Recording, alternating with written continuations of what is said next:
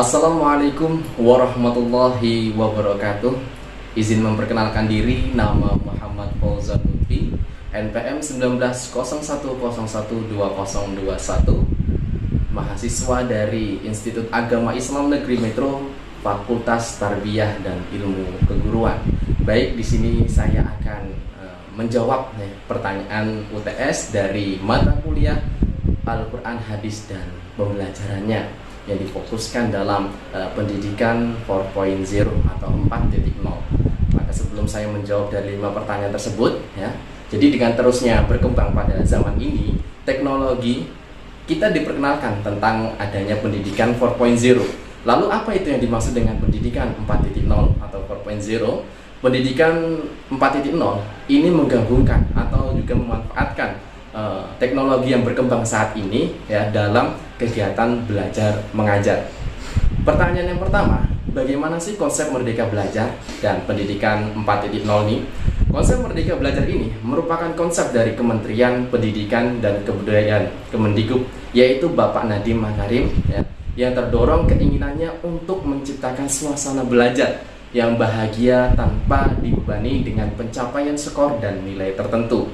Dalam artian Merdeka Belajar ini, sekolah, guru-guru, dan muridnya mempunyai kebebasan dalam berinovasi dan bertindak dalam proses belajar.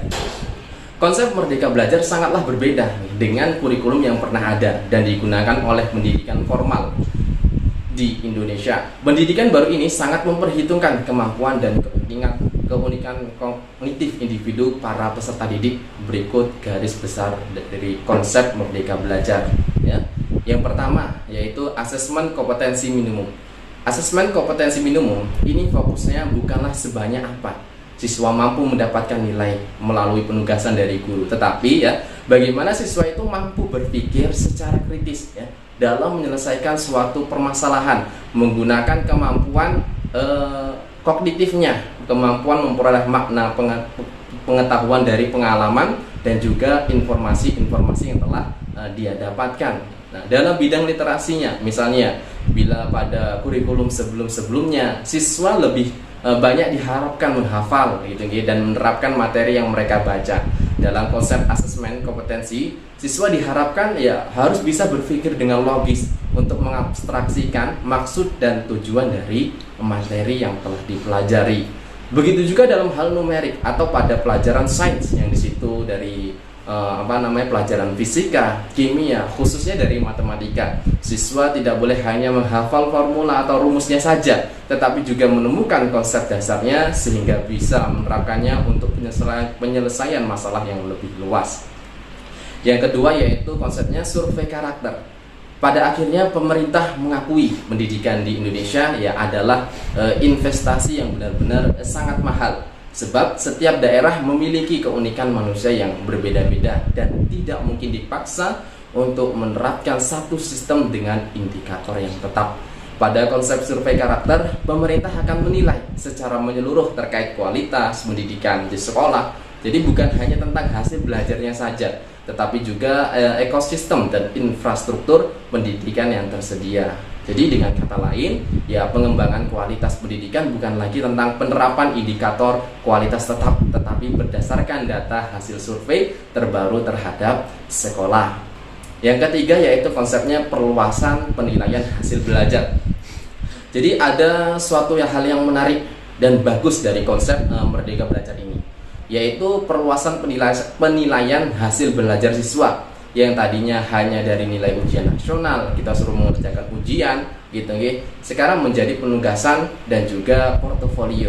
Kedepannya lagi rencananya siswa akan diberikan ruang untuk bisa mengembangkan diri mereka sesuai minat dan bakat. Dengan cara ini stigma siswa pintar dan bodoh yang biasanya dibedakan diharapkan bisa segera dihilangkan. Jadi sebab karena manusia itu memiliki bakat alami yang berbeda-beda. Artinya semuanya mempunyai kelebihan masing-masing dan tidak bisa ditentukan dengan tes formal saja. Yang keempat, pemerataan kualitas pendidikan hingga 3T.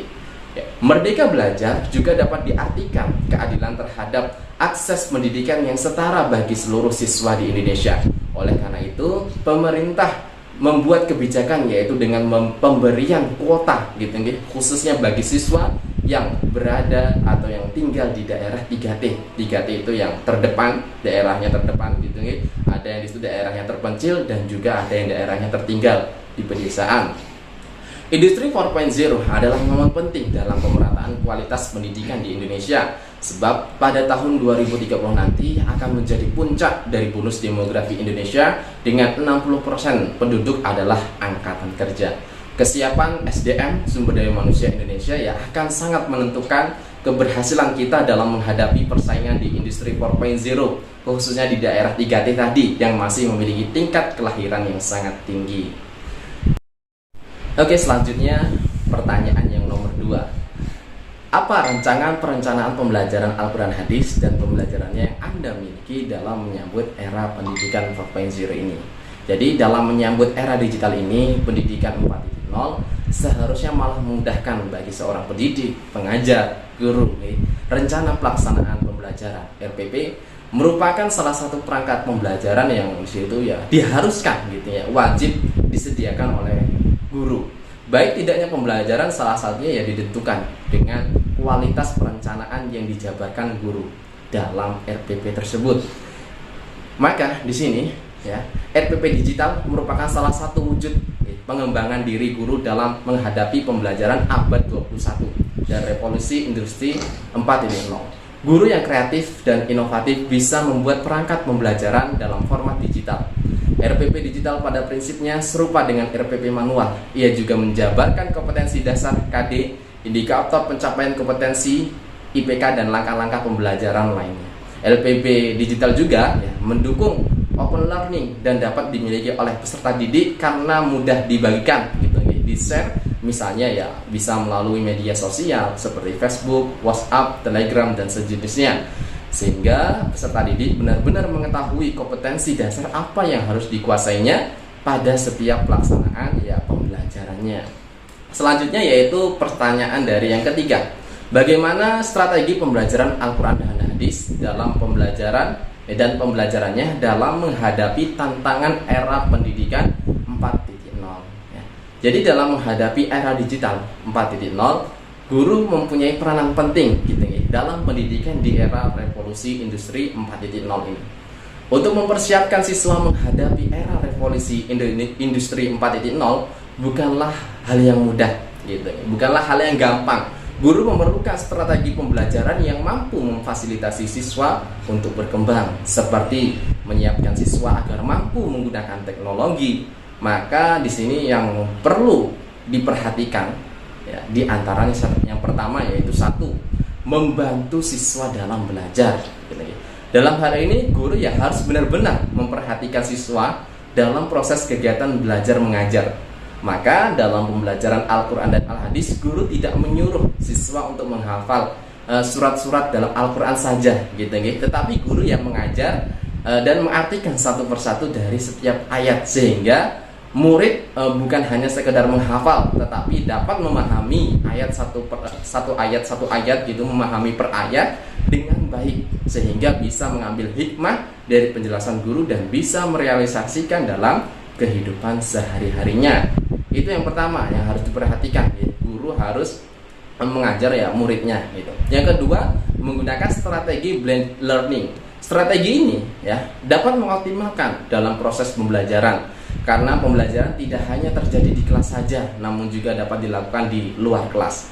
Ini menunjukkan bahwa blended learning merupakan pendekatan yang fleksibel untuk merancang program yang mendukung dan tidak tergantung oleh waktu dan tempat untuk belajar. Ya berarti di sini guru akan tetap bisa gitu mengajar walaupun di luar kelas dengan menggunakan aplikasi yang mendukung banyak maka guru bisa tetap memberikan tugas kepada murid seperti menambahkan hafalan mereka atau memberikan tugas supaya bisa mengambil hikmah apa saja yang bisa diambil dari surat yang telah dijelaskan atau yang telah diajarkan kepada peserta didik.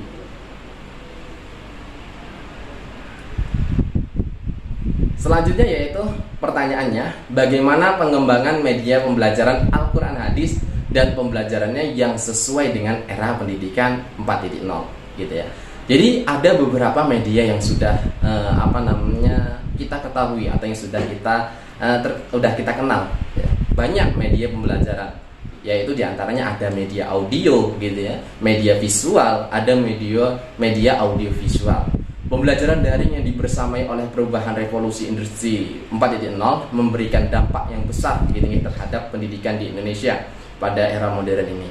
Teknologi informasi mempengaruhi aktivitas sekolah dengan sangat pesat gitu, dengan sangat masif. Informasi dan pengetahuan baru menyebar dengan mudah dan ketercapaian bagi siapa saja yang membutuhkannya. Maka dari itu, media pembelajaran mempunyai peran penting dalam menghadapi di era pendidikan 4.0. Karena dengan menggunakan media pembelajaran berbasis digital ini, ya guru bisa mengajar atau memberikan tugas tanpa bertatap muka. Maka dalam ini media pembelajaran Al-Quran Hadis gitu ya, bisa menggunakan media pembelajaran yang berbasis online atau digital ya, contohnya banyak gitu nih. Bisa memakai dengan e-learning ya, LMS, atau aplikasi gitu ya, WhatsApp, Google Classroom, atau berbasis dengan suatu video YouTube gitu ya, yang menyajikan video pembelajaran sehingga siswa masih bisa melakukan proses pembelajaran walaupun tidak dalam ruang kelas. Pertanyaannya terakhir, apa pendapat Anda yang tentunya didukung dari berbagai teori yang kuat terkait evolusi pembelajaran Al-Quran Hadis dan pembelajarannya dalam suasana yang berdampingan dengan COVID-19.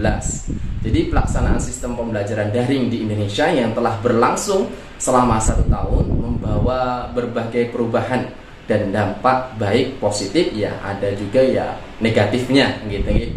Dalam proses belajar mengajar, dampak positif yakni ya pembelajaran daring ini, siswa dapat lebih mandiri lagi gitu dalam proses pengaturan diri, pemantauan diri, manajemen waktu, dan merefleksi hasil belajar. Namun demikian ya ada juga gitu yang menyatakan bahwa pelajaran daring ini secara keseluruhan selama lebih dari 1 semester ternyata memberikan dampak negatif juga bagi psikologi siswa.